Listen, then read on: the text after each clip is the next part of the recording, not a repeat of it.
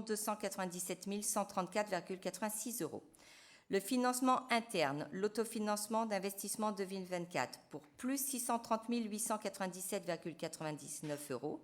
L'affectation en excédent de fonctionnement reporté qui est à hauteur de 550 000. En résumé, la proposition d'affectation définitive des résultats au BP 2024 est la façon suivante. Sur les 2 478 032,85 € d'excédent de fonctionnement, nous avons une partie d'investissement à hauteur de 1 928 032,85 € qui est donc répartie entre la couverture du déficit d'investissement reporté à hauteur de 1 297 134,86 €, un autofinancement des investissements de l'année 2024 à hauteur de 630 897,99 € et nous avons donc un résultat de fonctionnement à hauteur de 550 000 €. Voici, Monsieur le maire. Merci, Karine. Avez-vous des questions, des remarques? Monsieur Sangoy. Alors là, ça va être extrêmement court. On va voter contre pour exactement les mêmes raisons de cohérence avec notre vote sur le budget que pour les votes précédents. Voilà. Très bien. Alors, c'est bon. Donc, on va passer au vote. Qui est pour? Qui est contre? Très bien. Alors, on a ensuite la mise à jour des tableaux d'effectifs avec la création de grades. Alors, nous avons en termes de création dans la filière administrative un grade de rédacteur territorial, 2 grades d'adjoint administratif principal de première classe, dans la filière sociale un grade d'éducatrice de jeunes enfants de classe exceptionnelle, un grade d'absène principal de 2e classe, dans la filière médico-sociale un grade d'auxiliaire de puériculture de classe normale, dans la filière technique un grade d'agent de maîtrise principale, 6 grades d'adjoint technique principal de 2e classe et dans la filière d'animation 2 grades adjoints d'animation principale de 2e classe. Voilà l'objet de cette délibération. Y a-t-il des questions, des remarques? Pas de questions, pas de remarques? Qui est pour? Très bien, unanimité, merci.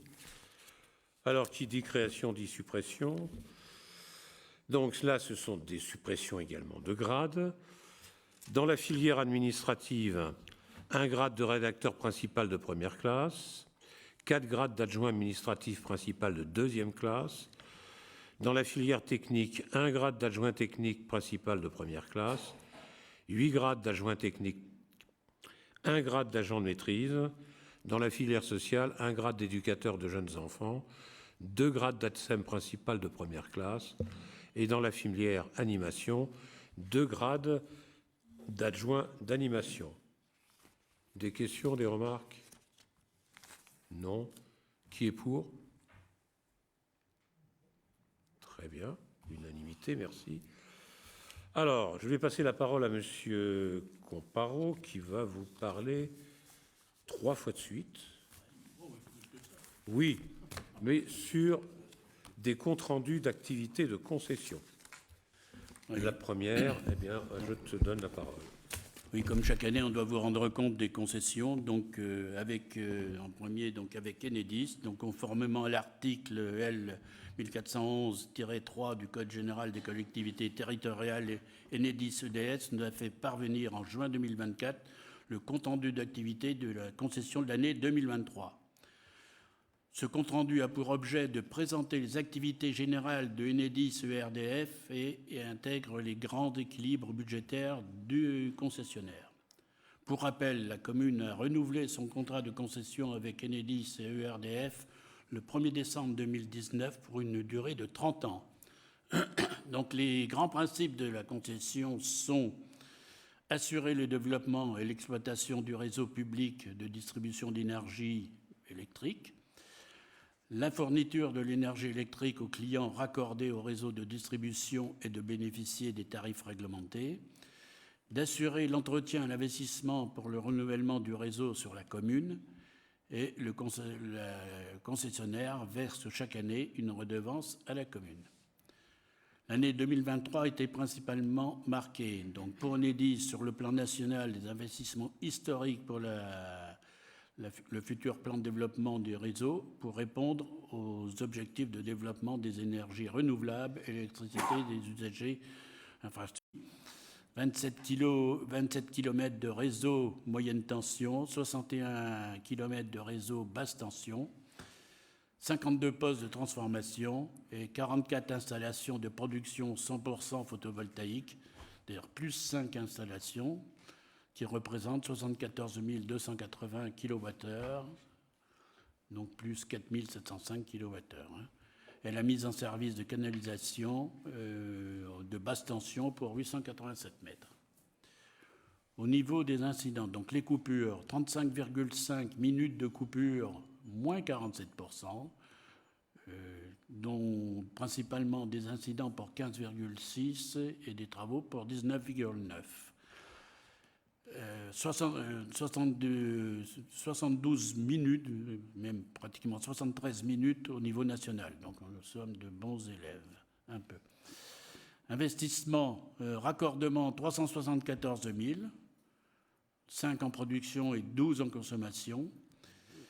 Performance des réseaux, dont Linky, 40 000 d'investissement, et d'exigences environnementales et réglementaires, 32 000. Donc l'exploitation, c'est 309 000 €. La redevance, donc on touche une redevance par notre convention, donc est une participation à l'article 8 pour 0. Par contre, la partie R1 fait 6 200 €.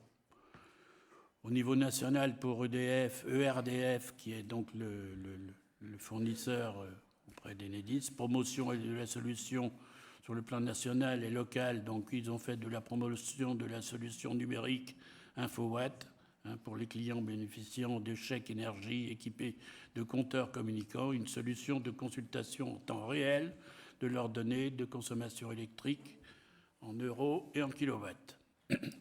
Poursuite de la sobriété énergétique en accord avec les clients. Bon, vous avez l'évolution tarifaire qui est indiquée. Les chiffres clés, fourniture d'électricité en plus supérieur ou égal à 36 kWh. Donc 2283 clients, il y a un peu moins de clients.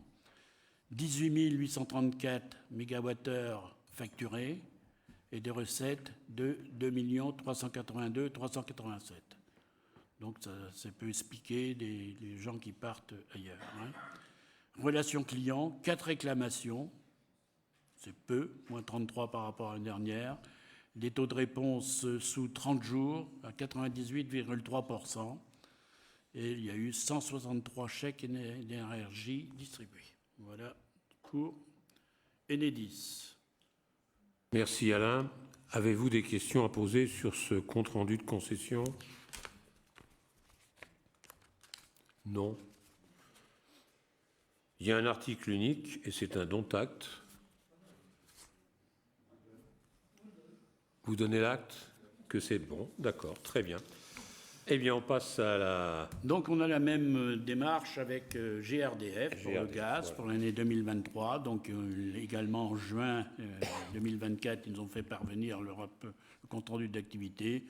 C'est exactement la même forme. Je vous fais grâce un petit peu de... en fait, assurer la gestion efficace des infrastructures de distribution de gaz, de diminuer les dommages aux ouvrages et de sécuriser les installations, garantir la qualité des prestations, faciliter l'injection de gaz vert dans les réseaux de distribution, assurer l'entretien et l'investissement dans le renouvellement du réseau sur la commune, et la concession verse chaque année, là aussi, une redevance à la commune. Donc les chiffres clés pour la commune en 2023, 2917 points de livraison, plus 8, 46 000 MWh acheminés, moins 3 000, là aussi des économies, 36 compteurs communicants posés et un raccordement 600 mètres au niveau du chemin de fer, des nouveaux habitants. 235 mises en service, 126 mises hors service, 11 interventions pour impayés, 164 changements de fournisseurs et 21 premières mises en service. Alors, au niveau des ouvrages et l'exploitation, on a 0 dommage aux ouvrages, merci, 27 incidents, 30 km de réseau, dont 927 mètres visités en 2023, 115 DICT, c'est des déclarations d'intention de travaux, et 455 851 de chiffres. Les flux financiers, donc l'investissement sur la concession, 97 000. Des recettes hors charge pour l'acheminement, 771 000. Et des redevances versées à la commune pour 6 633, très proche de celle du RDF. Relations clients, on a eu 63 réclamations, moins 14, donc tout va bien, ça s'améliore. Et 35 clients impactés par une interruption de livraison. Là, il y en a eu plus de 24, donc c'est moins bon. Voilà pour... Merci Alain, il y a moins de réclamations, c'est bien. Y a-t-il des questions? Pas de questions. Alors c'est un don acte? Oui. Tout le monde donne acte? Pas de problème? OK. Donc on passe maintenant à la concession du mobilier urbain, donc avec VYP. Donc cette dernière concession, pareil, conformément à l'article, en avril, là on a eu le compte-rendu d'activité concessionnaire. Ce compte-rendu a pour objet de présenter les activités de la société VYP dans le cadre de sa concession pour la gestion du mobilier urbain publicitaire et non publicitaire sur la commune.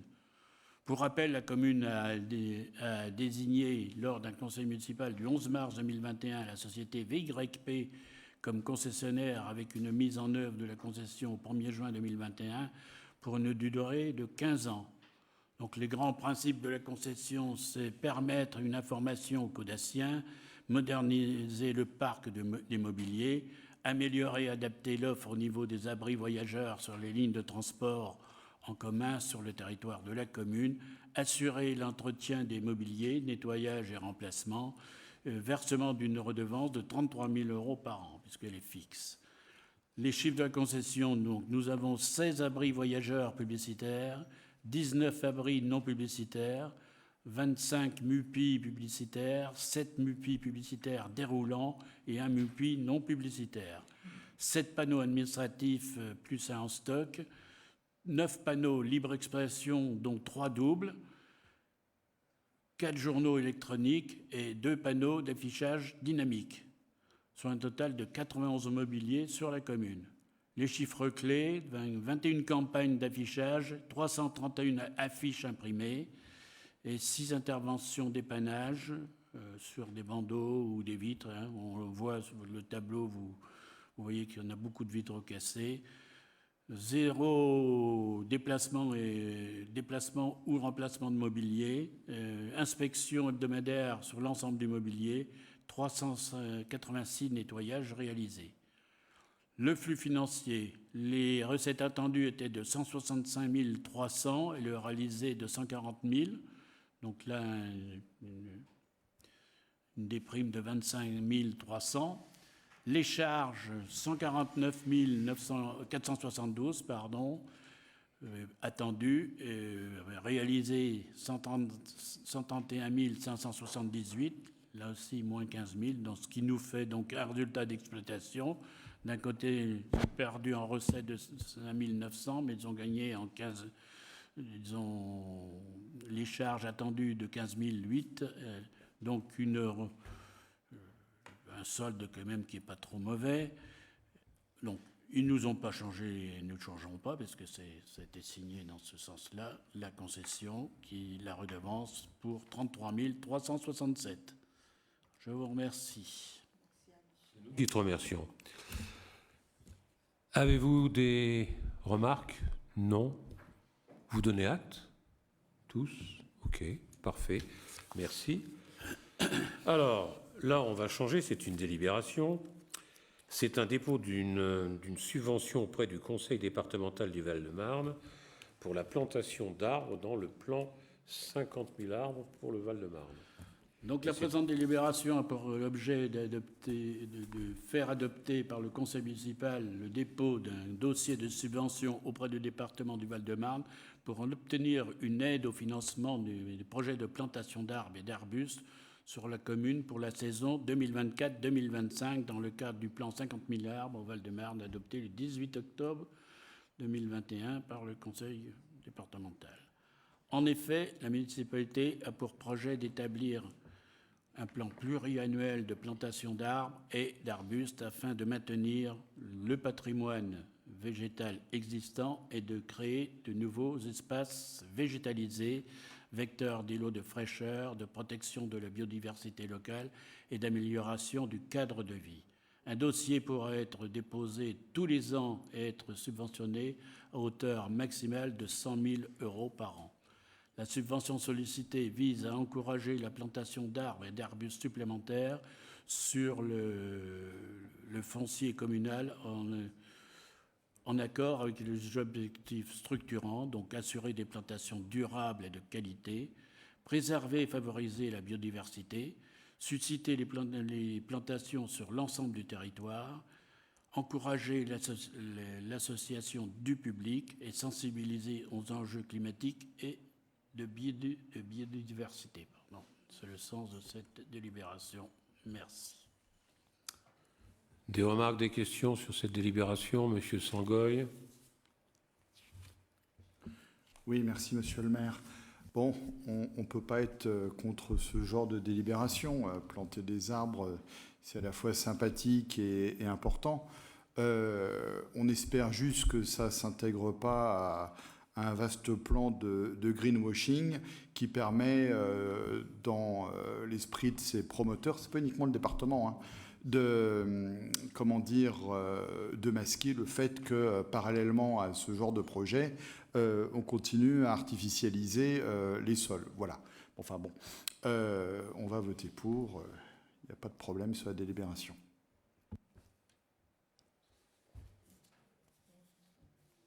J'ai peut-être pas tout compris, hein, parce qu'en fait, on continue à faire quoi, toutes les forêts? Le greenwashing, ça s'applique à tout ce qui ressemble de la part des entreprises ou ici des établissements publics et des collectivités territoriales à présenter des projets extrêmement environnementaux, mais qui en réalité sont destinés à donner une bonne image en termes de relations publiques, tout en continuant à côté à mener des politiques soit de pollution, soit d'artificialisation, soit des politiques qui contribuent de diverses manières au réchauffement climatique. Enfin voilà, si vous voulez un exemple de greenwashing total, ils sont très très forts pour montrer qu'ils défendent l'environnement, alors qu'en réalité ils font beaucoup de choses pour le détruire. Voilà. Bon. C'est un exemple que je vous donne, hein, ça n'a rien à voir avec ça, mais c'est ça le greenwashing. Voilà.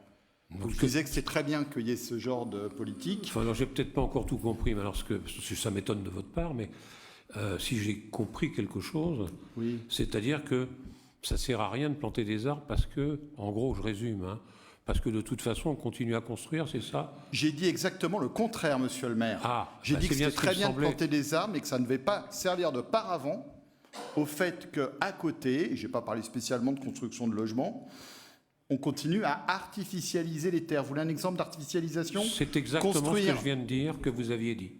Non, c'est pas ça que vous avez dit. Si. Vous avez dit que j'ai dit que ça servait à rien. C'est pas du tout ce que j'ai dit. Bon. Exemple d'artificialisation, vu que vous me parlez des logements, moi je vous parlais d'autre chose. Par exemple, construire des zones commerciales dans des endroits où il y en a suffisamment. D'accord? Ça, c'est l'artificialisation qui me paraît à la fois inutile et condamnable. C'est ce genre de choses que je pensais. Voilà. Ça dépend sur quel site, de quel site vous parlez en général.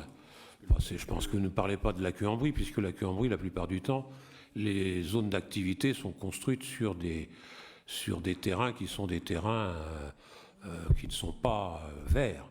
Et au contraire, nous, c'est quand même quelque chose qui nous intéresse, parce que si vous voulez, on va pouvoir replanter des arbres à des endroits où il n'y avait plus d'arbres il y a longtemps, puisqu'en fait, on a quand même pas mal de friches encore. Et je vous rappelle quand même que le souhait du conseil départemental, c'est bien de planter ces 50 000 arbres, mais il ne donne pas de subvention si ces arbres sont replantés à des endroits où on a coupé les arbres. C'est-à-dire qu'en fait, c'est des plantations nouvelles. Bon, donc ces plantations nouvelles présentent quand même un intérêt, et je pense qu'on a quand même besoin de verdure à certains endroits, notamment quand on est dans une zone de friche. Ce qui, je pense, était dans l'esprit de ceux qui ont fait cette délibération. Moi, je ne sais pas, parce qu'en fait, le Val-de-Marne, c'est grand. Et je suis au territoire, et au territoire, il y a effectivement beaucoup d'endroits où il y a des friches, et le territoire est très content de pouvoir replanter des arbres par l'intermédiaire des communes sur ces sites. Eh bien, écoutez, on prend bonne note, et donc nous allons voter, je vous le répète, pour cette délibération. Merci. Alors c'est parfait. Donc qui est pour? Eh ben voilà. Tout s'arrange. Alors, ensuite, c'est la sollicitation d'une aide auprès de la région Île-de-France pour financer les études pour la rénovation énergétique des bâtiments publics pour les communes, les collectivités d'ailleurs, de moins de 20 000 habitants, ce qui est notre cas. Donc, en juillet 2018, la région Île-de-France a lancé une stratégie énergie-climat présentant des objectifs en matière de sobriété, d'efficacité et de développement des énergies renouvelables, avec une réduction de 40% de la consommation énergétique régionale d'ici 2050.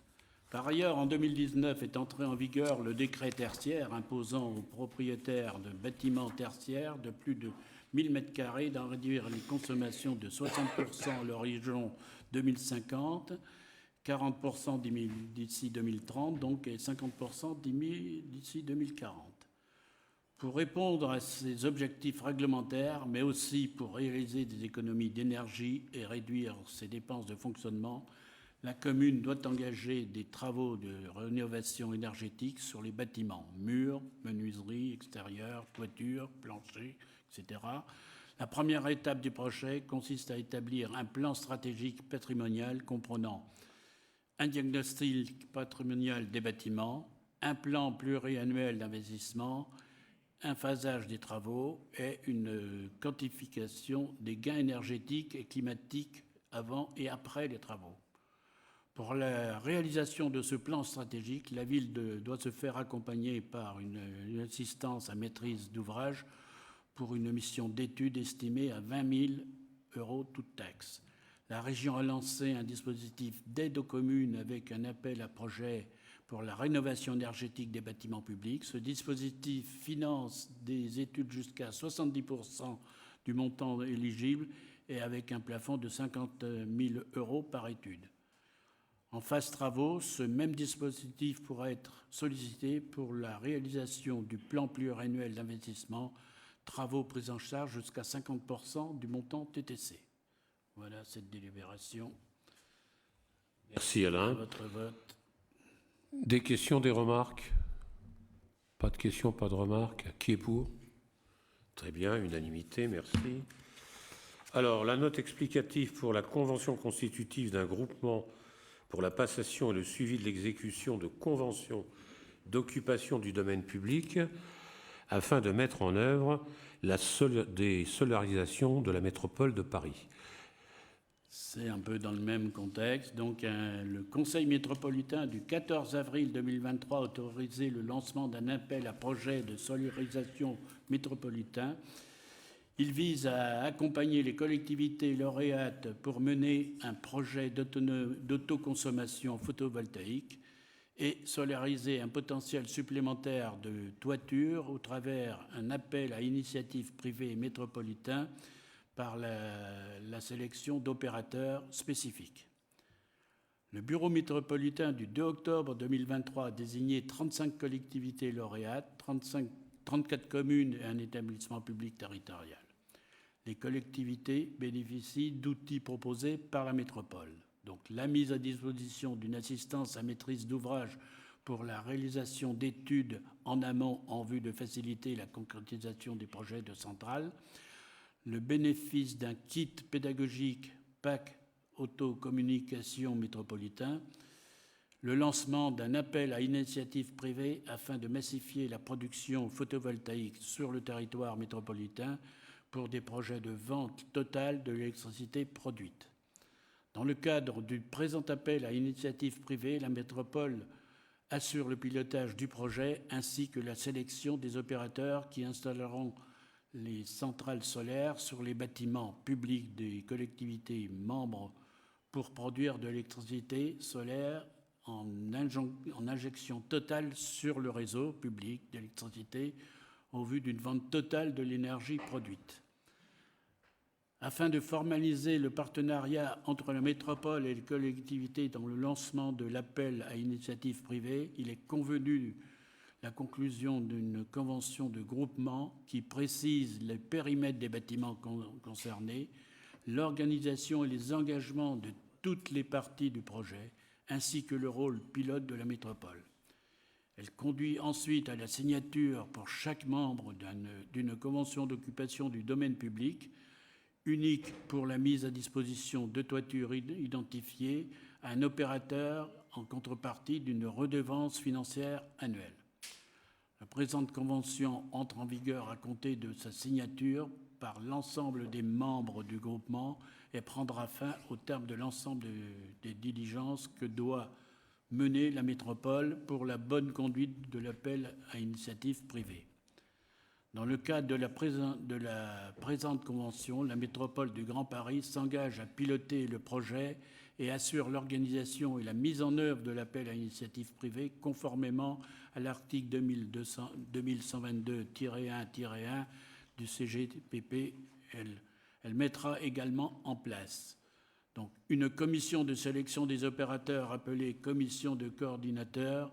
Cette dernière est composée d'élus, de services de la métropole, ainsi que des représentants des partenaires institutionnels du projet, et un comité de suivi qui permet de recueillir l'avis des collectivités partenaires et les associer à toutes les étapes de l'appel à initiative privée.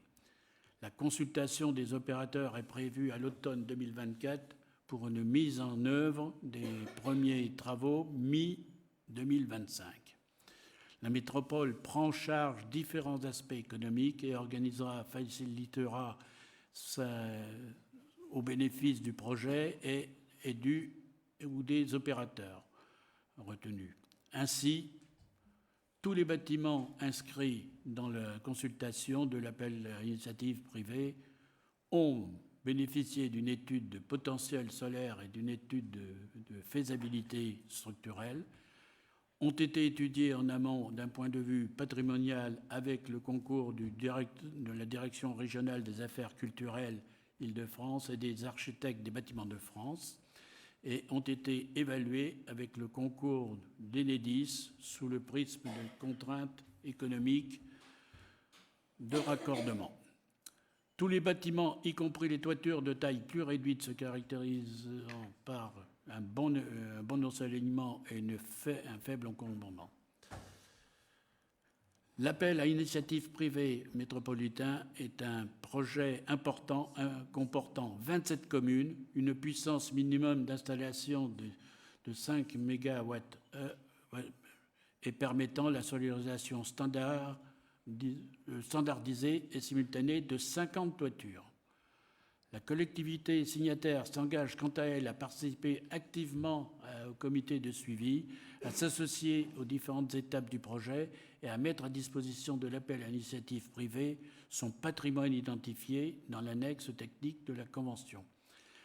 La participation d'une collectivité au sein de l'appel à initiative privée nécessite dans la plupart des cas des travaux préparatoires tels que la rénovation d'étanchéité ou la mise en œuvre de renforts structurels. La collectivité signataire s'engage à les réaliser dans le temps prévu par la Convention.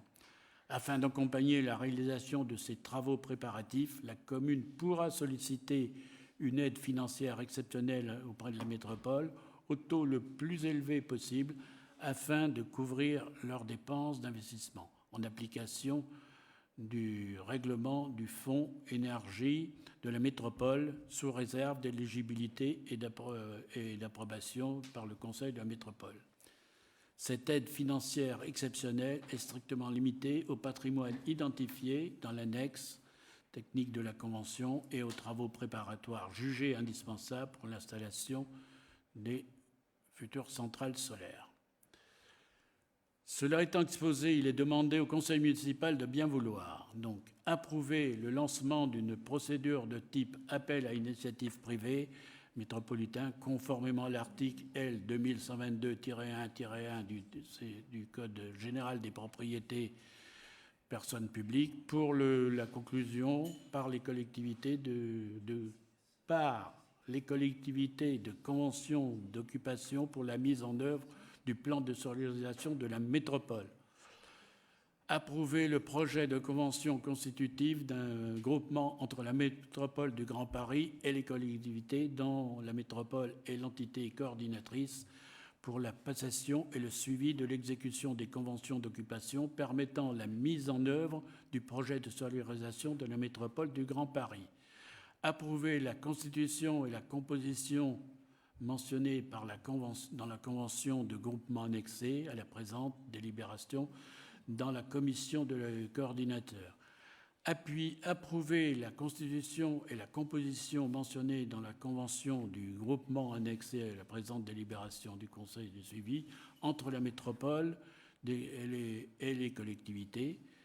Préciser qu'au terme de l'analyse des offres et de la présentation des aides tributaires pressenties par la commission de coordinateur, la sélection des lauréats de l'appel à initiative privée sera soumise à l'approbation du Conseil de la métropole du Grand Paris. Autoriser le maire à signer la convention de groupement, à engager toute démarche et à prendre toute décision utile à l'exécution de la présente délibération, notamment pour la mise en œuvre et le bon déroulement de l'appel à initiative privée et pour l'adoption, le cas échéant, d'un avenant à la convention de groupement. Préciser que la métropole de Grand Paris souhaite apporter en complément une aide financière au patrimoine identifié à l'appel à initiative privée pour la réalisation des travaux préparatoires indispensables à l'installation d'une centrale solaire.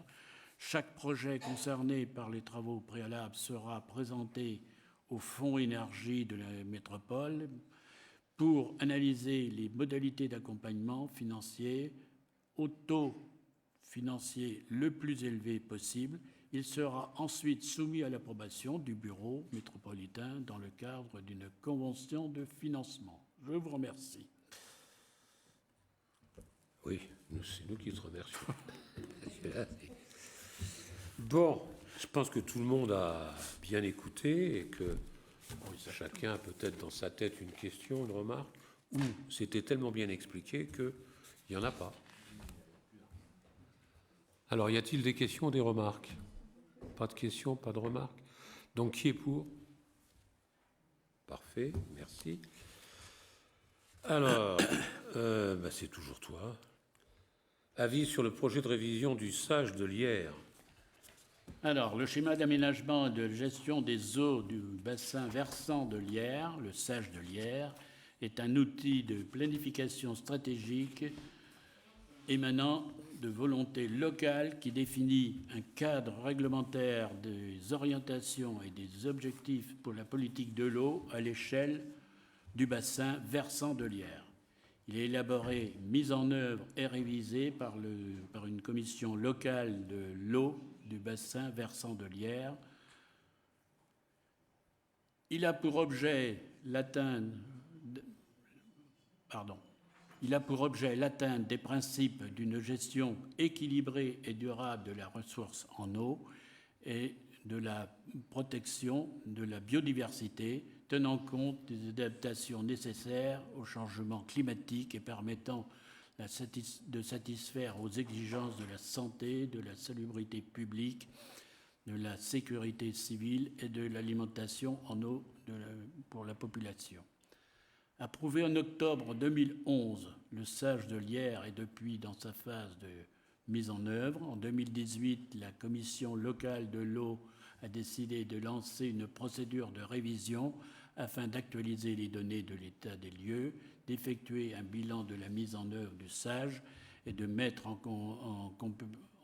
compatibilité avec le SDAGE 2022-2027 et d'intégrer la nécessaire adaptation au changement climatique. Le 27 mars 2024, la commission locale de l'eau du bassin versant de Lierre a validé le projet de schéma d'aménagement et de gestion des eaux du bassin versant de Lierre. Alors, suite à cette validation, une phase de consultation des assemblées sur le projet de SAGE doit être réalisée conformément aux articles L212-3 à 11 du Code de l'environnement.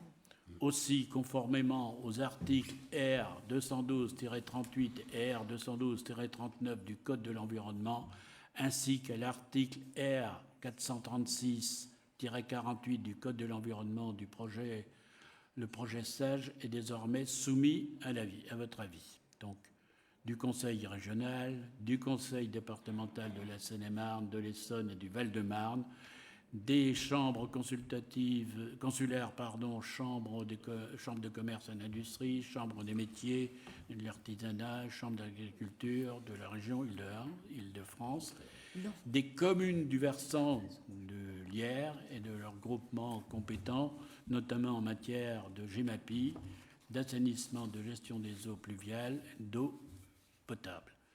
De l'EPTB, Seine Grand Lac, du siège EPAGE de Lierre, du comité des bassins Seine-Normandie et du comité de gestion du patrimoine des poissons migrateurs Seine-Normandie. Voilà. Il faut savoir que le bassin de Lierre, la limite, elle est à la Cambrie pratiquement. C'est pour ça qu'on a délibéré. C'est surtout qu'on a le côté versant, quoi. Merci. Y a-t-il des questions sur ce sujet important concernant l'eau? Non, pas de questions, pas de remarques. Qui est pour? Merci.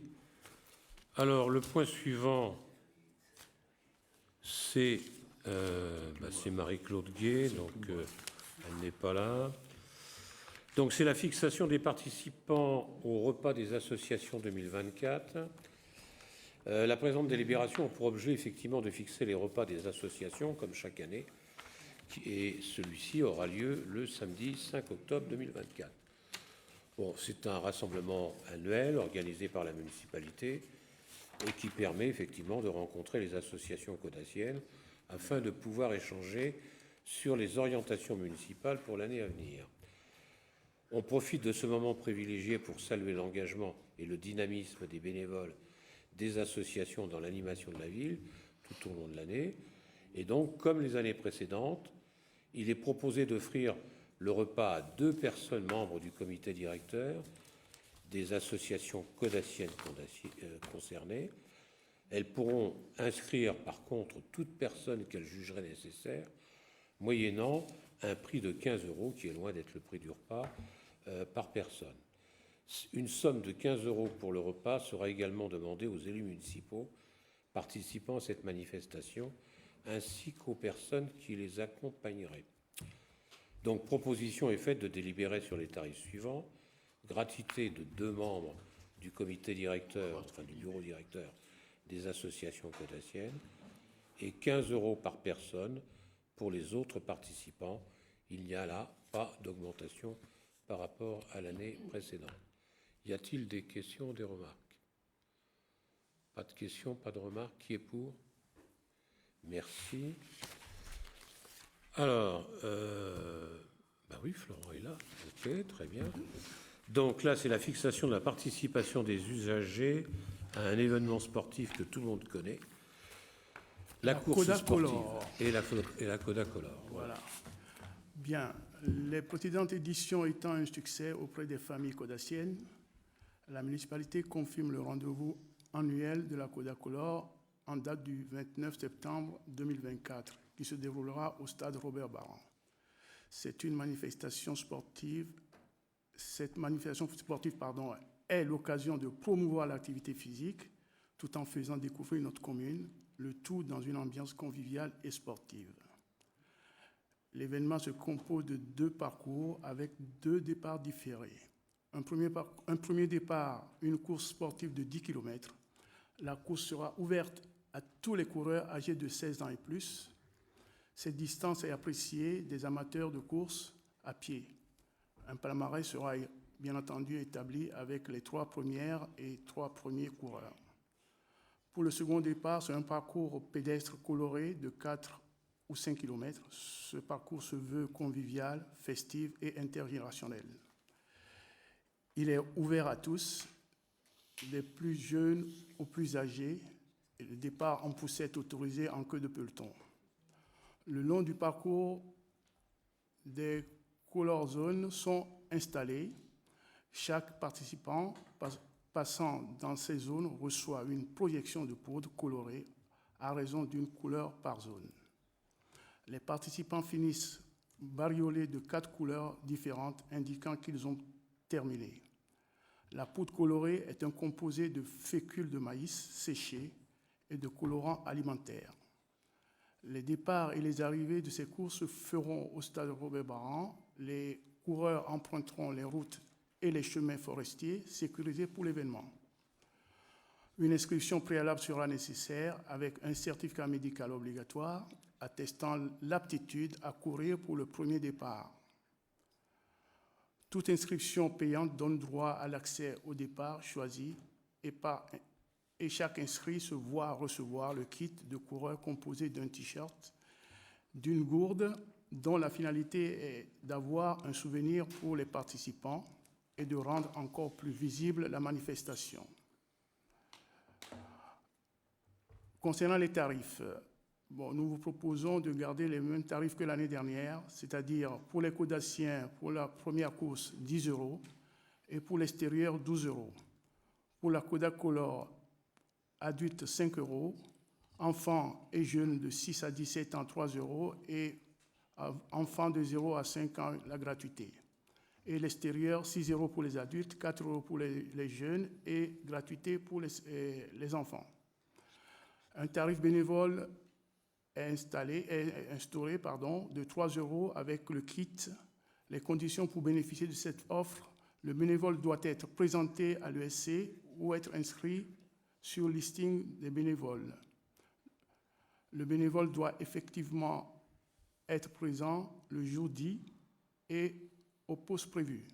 Le bénévole doit répondre aux conditions de participation, avoir l'âge requis et avoir fourni un certificat médical pour le premier départ. Donc, vu le succès de cette manifestation, il est proposé de bloquer les inscriptions à 600 participants pour le second départ. Cela permettra de prévoir la poudre en quantité suffisante et de garder ainsi une qualité et une convivialité nécessaires à un événement de cet ordre. C'est le sens de la délibération soumise à votre examen et à votre approbation. Merci Florent. Donc en fait, c'est comme l'année dernière. Oui, c'est ça. Très bien. Il n'y a rien qui a changé. Parfait. Y a-t-il des questions, des remarques? Non. Qui est pour? Très bien. Donc on passe à la suivante, qui est la fixation des participations pour la tenue des stands au Salon des collectionneurs. Alors, ce salon, ça fait 4 ans que ça dure. C'est donc la 4e année consécutive. Les thématiques sont toujours les mêmes. Le salon est organisé le dimanche 12 janvier 2025 de 9 h à 17 h à la Halle des Violettes. Les renseignements et les inscriptions se font au guichet unique entre le lundi 16 septembre et le vendredi 3 janvier. C'est une grande période. Et l'inscription sera définitive, bien sûr, après le paiement des emplacements, la présentation d'un justificatif de domicile, etc., etc. Les prix sont les mêmes que l'année précédente, pour une table de 1,83 m de longueur. C'est pour les Codassiens et les habitants des villes du PASCOP. Pour les extérieurs, la même table de 1,83 m de longueur, c'est 10 €. Des questions? C'est exactement la même chose que l'année dernière, donc pas de surprise. Qui est pour? Très bien, merci. Alors, là, c'est toi, Florent. Alors, il s'agit d'un versement d'une subvention exceptionnelle à l'association en temps sportif dans le cadre d'un projet d'initiation et de découverte d'activités sportives en lien avec les JO de Paris 2024.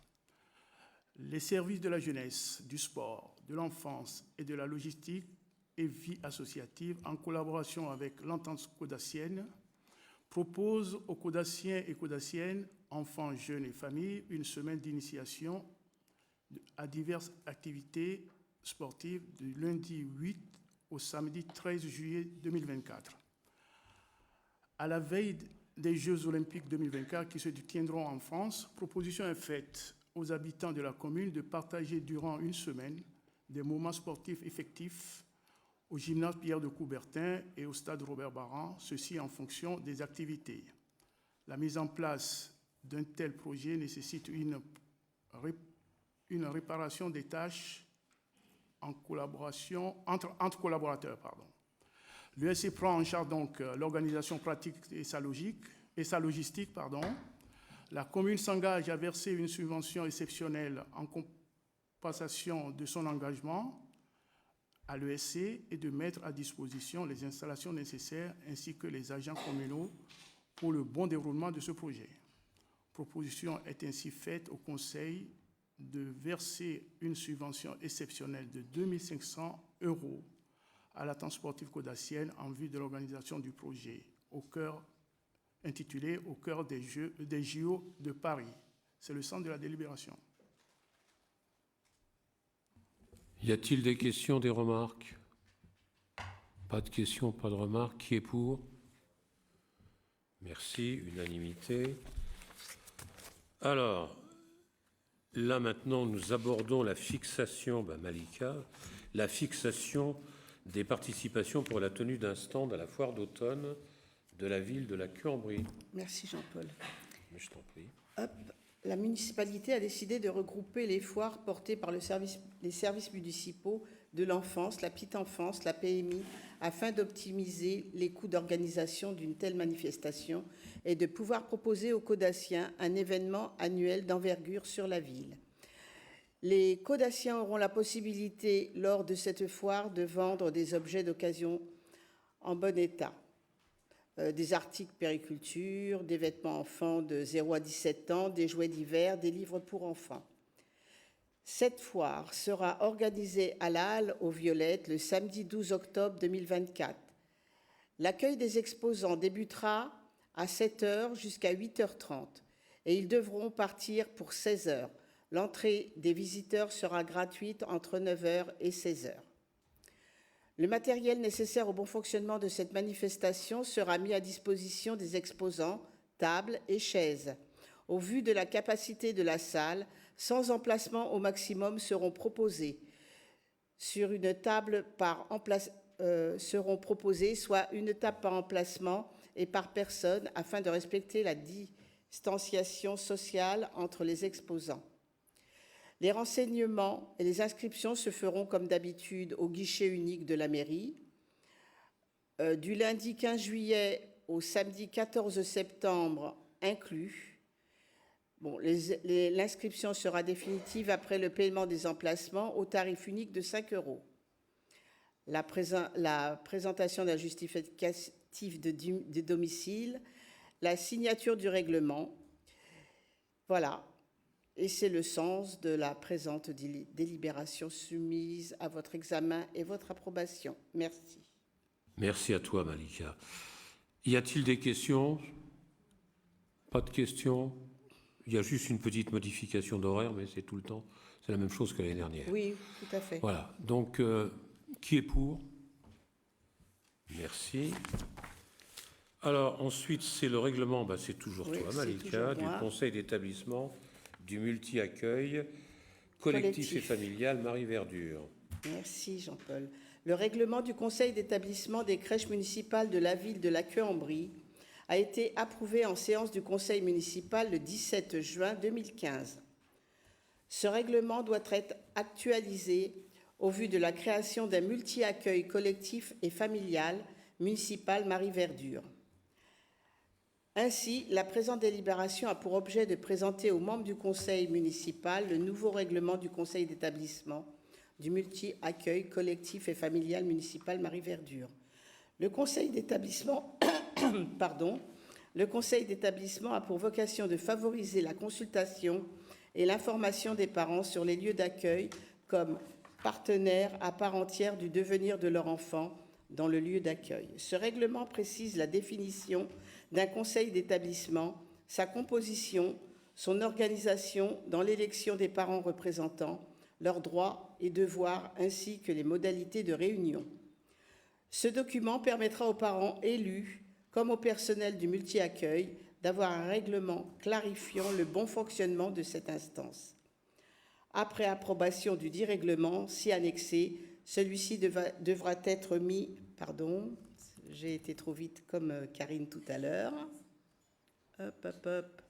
Alors, oui, il a été loin, excusez-moi. Il ne reste pas grand-chose, mais bon, ça y est. Ça y est, merci. Oui. Après approbation du dit règlement, si annexé, celui-ci devra être transmis au conseil départemental du Val-de-Marne. C'est le sens du projet de la délibération soumise à votre examen et votre approbation. Merci. Excusez-moi. Oui, tu n'avais pas loupé grand-chose. Hein, non, mais bon. Merci Malika. De rien. Des questions, des remarques? Madame Lincel. Juste une remarque au niveau du règlement. Le dernier point qui est la durée de validité, il n'y a il n'y a rien dedans, dans le règlement. C'est tout à la fin. Tout à la fin du règlement. Pardon.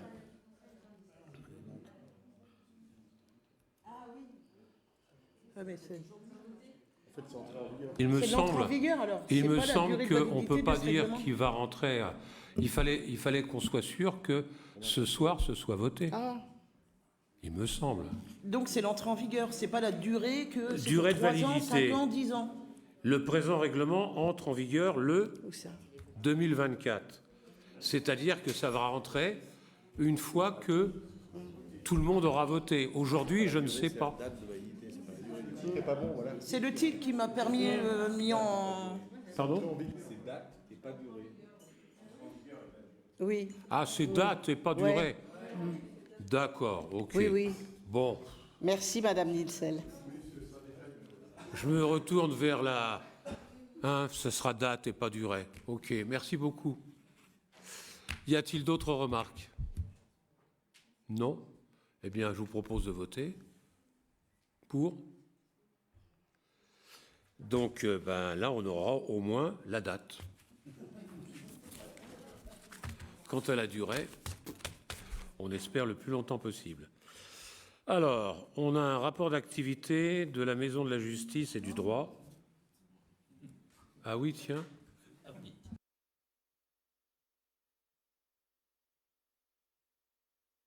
Pour moi, la Maison de justice et du droit de Champigny-sur-Marne est un établissement judiciaire de proximité situé au centre de Champigny-sur-Marne. La commune de La Queue-en-Brie est adhérente à la MJD, aux Maisons de justice et du droit. Donc en 2022, la commune de La Queue-en-Brie a participé à hauteur de 2 381,82 € aux frais de fonctionnement de la MJD. Nous sommes en attente du montant 2023. Le rapport d'activité 2023 comporte 4 parties. Caractéristiques et budget, le bilan d'activité de l'accès au droit, les actions partenariales, communication, formation et les projets et perspectives. Le bilan de l'activité judiciaire de proximité se révèle positif. La fréquentation de la MJD a fortement augmenté entre 2022 et 2023. En 2022, 16 241 sollicitations traitées par cet organisme contre 18 928 en 2023, soit une augmentation de 54%. Les personnes accueillies physiquement par le personnel permanent est en augmentation également de plus 22,45%, essentiellement dû à l'arrivée d'un deuxième agent d'accueil mis à disposition par la mairie de Champigny. D'autre part, il est à noter que la sollicitation auprès du personnel permanent ont augmenté de 24,03% entre 2022 et 2023, passant de 12 029 à 14 920. Bon, pour l'accueil en brie, 2021, 115,099 par rapport au total des personnes accueillies. En 2022, 139 avec 1,48 et en 2023, 256 pour 1,72% du total. La fréquentation de la MJD a donc fortement augmenté. Les permanents spécialisés ont connu un vif succès et leur maintien en 2024 nous permet de donner aux justiciables un accès à des informations spécialisées dans des domaines bien précis et diversifiés.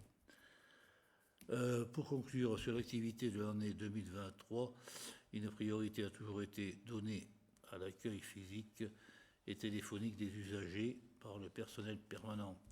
La Maison de justice et du droit est toujours une institution de proximité dont les qualités sont reconnues aussi bien par les usagers confrontés à des difficultés juridiques que par les associations et les autres administrations du Val-de-Marne. L'effet bouche à oreille et les nombreuses sollicitations des professionnels démontrent l'identification de la MJD comme un lieu de ressources répondant à leurs demandes. Bon, donc, monsieur le maire. Très bien. Des questions sur ce rapport? C'est un dont-acte, il n'y a pas de vote. Donc tout le monde est d'accord que M. Mouchard a fait son boulot? Oui. D'accord, très bien. Bon, mais il n'y a pas de problème. Vous pouvez l'avoir sur Internet. Merci pour lui. Alors, eh bien, écoutez, nous avons terminé ce conseil. Il nous reste un vœu qui a été déposé par M. Sangoy. Donc, je vais lui laisser la de le lire.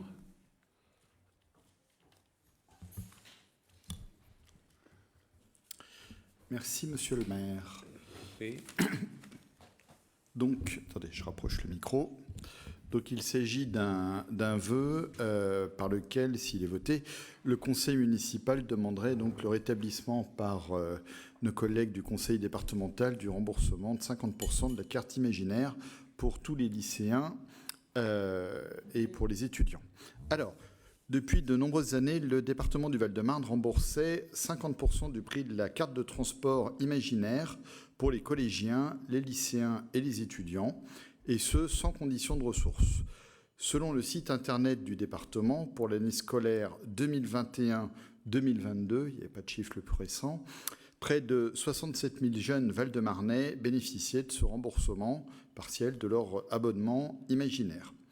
Lors de sa séance du 24 juin dernier, donc il y a 3 jours, le conseil départemental a voté la suppression de ce remboursement pour les lycéens non boursiers et pour les étudiants val-de-marnais.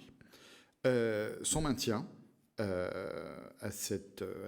cette aide était pourtant mis en avant dans le rapport de présentation du budget 2024 du département, qui datait du mois d'avril. La fin de cette aide est très dommageable.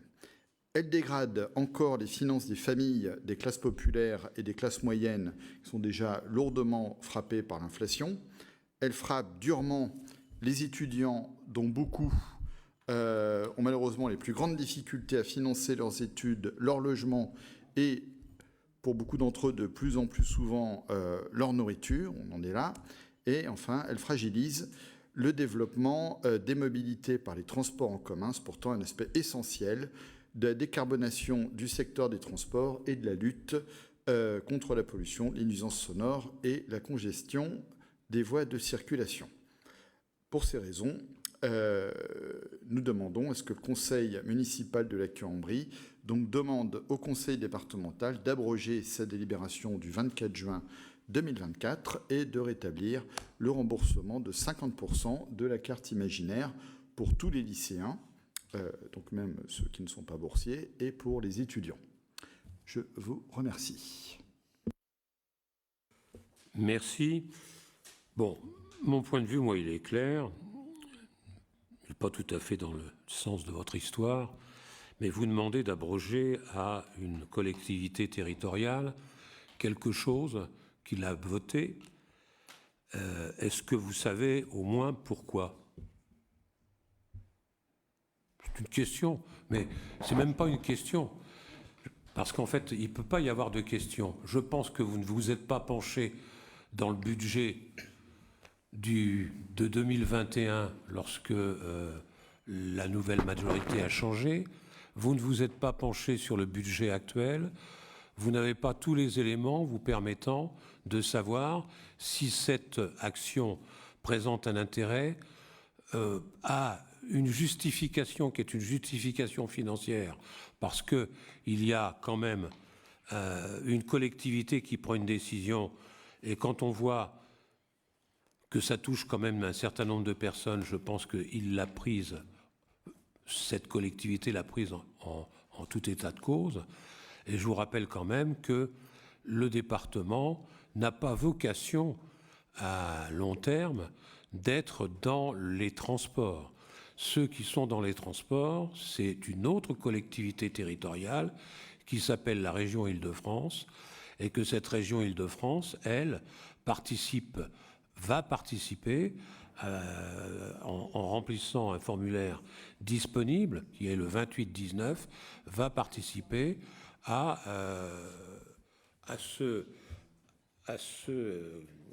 au paiement, une partie bien sûr, du paiement de cette carte imaginaire. Bon. Par conséquent, qu'est-ce que vous voulez que je vous dise? On va pas. Moi, je ne sais pas. Je pense qu'autour de cette table, personne n'a tous les tenants, les aboutissants pour dire ils avaient les moyens de le faire, vous n'avez pas les moyens de le faire. Ils avaient le droit de le faire, ils n'avaient pas le droit de le faire. C'est une collectivité territoriale. Moi, je ne me vois pas. Je n'accepterai pas, par exemple, que le territoire vienne faire un vœu sur une délibération ou sur une décision prise par la commune de la Cuambrie. Parce que sinon, à ce moment-là, aucune de ces collectivités a finalement un droit de décision, si on fait ça. Voilà, donc ma réponse est claire. Moi, personnellement, je ne voterai pas ce vœu. Oui, je vous en prie. Mais... Oui, alors, sur le dernier point que vous venez d'aborder, il s'agit d'un vœu, c'est-à-dire d'une demande respectueuse. Il est évidemment hors de question que la commune de la Cuambrie impose quoi que ce soit au département du Val-de-Marne. C'est juste une demande. Après, ils feront ce qu'ils veulent. Voilà. Par ailleurs, vous avez l'air de sous-entendre que je n'ai pas du tout regardé les documents financiers du département. Ben, si, justement, je l'ai fait, et d'ailleurs, c'est abordé dans le texte du vœu.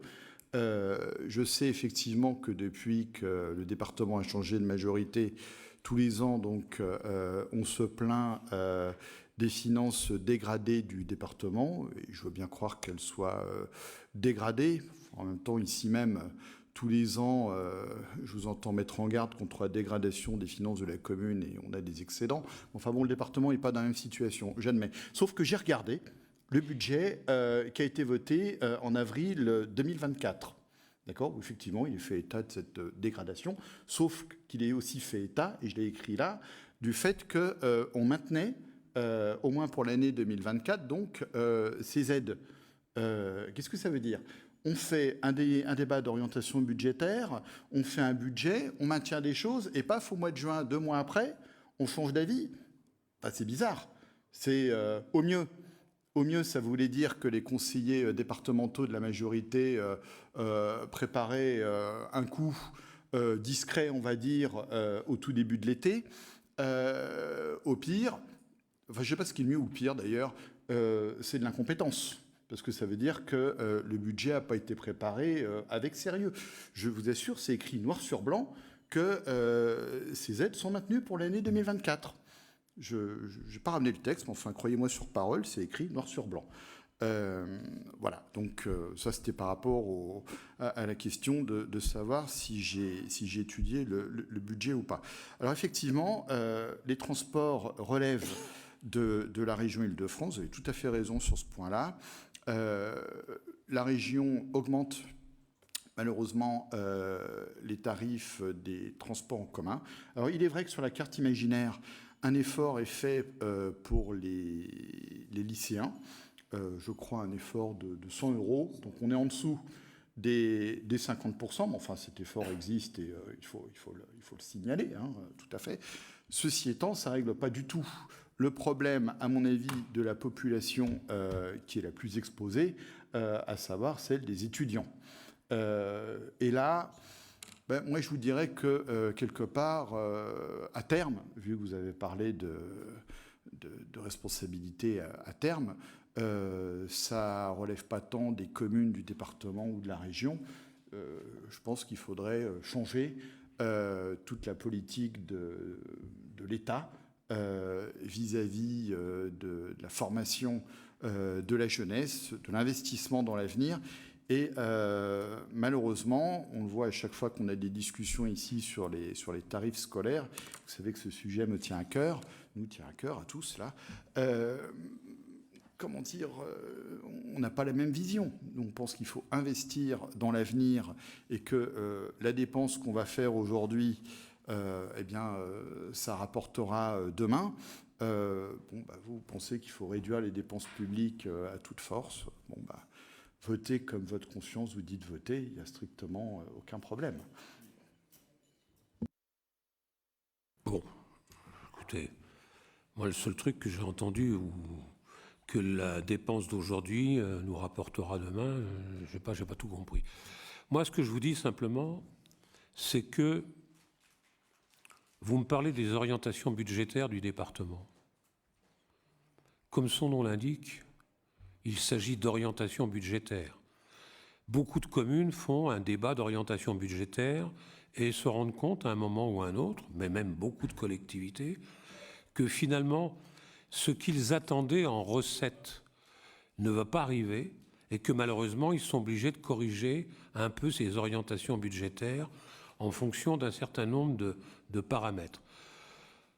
C'est pas toujours faisable. Nous, on essaie de ne pas le faire. C'est pour ça qu'on essaie de faire cadrer le plus possible nos orientations budgétaires par rapport au budget. Mais il pourrait arriver un jour qu'on soit contraint à faire exactement la même chose. Parce qu'effectivement, aujourd'hui, nous avons découvert, ou hier, que finalement, nous avions une subvention sur laquelle on espérait une certaine somme et que finalement, on a près de 7 000 en moins. Bon, mais on n'a pas encore toutes les données concernant les autres subventions. Et si ça se trouve, on va avoir des surprises. Mais nous avons voulu rester sur notre... on a fait le budget en fonction des orientations budgétaires qui avaient été faites. Alors, moi, je vais vous dire aussi une autre chose. On m'avait prévenu qu'il y aurait certainement de la part de l'opposition ce genre de vœu, puisque ce vœu a été fait dans d'autres communes pour les conseils municipaux qui viennent de se dérouler. Alors c'est une opération effectivement communale peut-être, je ne sais pas, mais enfin bon, mais ce n'est pas franchement une opération sans goye. C'est une opération où les autres communes sont passées avant. Moi je veux bien, c'est très bien, c'est parfait, mais je vous dis, ne faites pas l'étonner, vous avez certainement su. Pardon? Mon projet de vœux, en fait, je l'ai passé à certains collègues. Mais je pense qu'ils ont fait l'un de leur côté, vous inquiétez pas, on est effectivement tous d'accord. Voilà. Ah, c'est vous qui êtes à la base de toutes les autres communes. D'accord. Ah ben c'est une nouveauté que je n'avais pas, mais que je note, mais ça ne changera pas ma décision. Mais je vous en remercie quand même pour les autres communes. Pardon? Vous pensez à quelle commune? Écoutez, vous avez qu'à regarder les communes qui ont fait leurs conseils municipaux récemment. Et vous verrez qu'il y a un vœu. Je ne suis pas là pour parler des autres collectivités. Non, mais nommément. Y a-t-il des réflexions, des remarques? Donc moi, je vous propose de faire un vote. Moi, juste, je ne prendrai pas part au vote. D'accord. Ah bah toi, tu peux pas. Non. Ça, c'est différent. Bon, alors donc, il y a une personne qui ne participe pas au vote. Elle a bien raison. Et donc, maintenant, il reste les autres personnes de savoir, eux, ils ont le droit de passer au vote. Donc, qui est pour? Qui est contre? Donc, le vœu est rejeté. Voilà. En tout cas, merci pour les autres communes, hein, parce que... Pardon? Les collègues s'abstiennent. Ah, il y a des abstentions. Alors, qui s'abstient? Très bien. Voilà. Bon, donc, ça revient au même, c'est pas voté.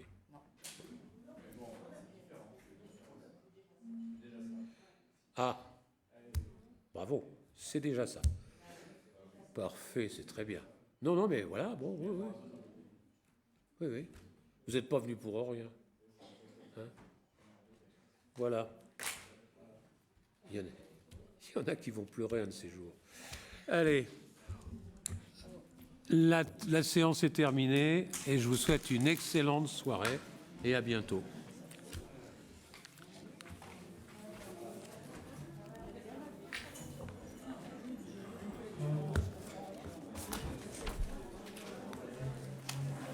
Bah, les concernés. Ah, moi, j'ai pas participé au vote. Non, mais elle est conseillère départementale.